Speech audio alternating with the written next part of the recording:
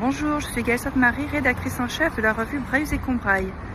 Allez dire au premier consul que je meurs, avec le seul regret de n'avoir pas fait assez pour la postérité. Tels seraient les mots que le général de Zé aurait prononcés avant de mourir. Mais qu'en est-il exactement? C'est ce que nous allons vous faire découvrir dans ce nouvel épisode d'Un pas de côté.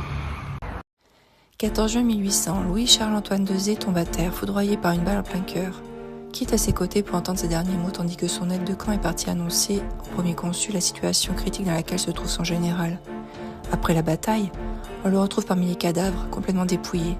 Napoléon Bonaparte ordonne de faire porter son corps à Milan, où il est embaumé, puis de faire de la mémoire de son ami un outil de propagande. Comment cette légende, dont les détails sont relatés dans l'article Les derniers mots du général de Zé le 14 juin 1800. À Riom, plusieurs témoignages sont encore visibles aujourd'hui. Au musée Mandé, le tableau de Jean-Baptiste Regnault, mort du général de Zé dans les bras du fils du consul Lebrun à la bataille de Marengo 14 juin 1800, datant de 1801, montre un jeune homme imberbe glissant de son cheval dans les bras de son aide de camp, entouré de jeunes mamelouks ramenés d'Égypte.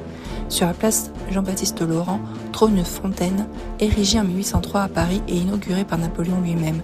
La France, sous les traits d'une guerrière antique, couronne de laurier de Zé en buste d'Hermès.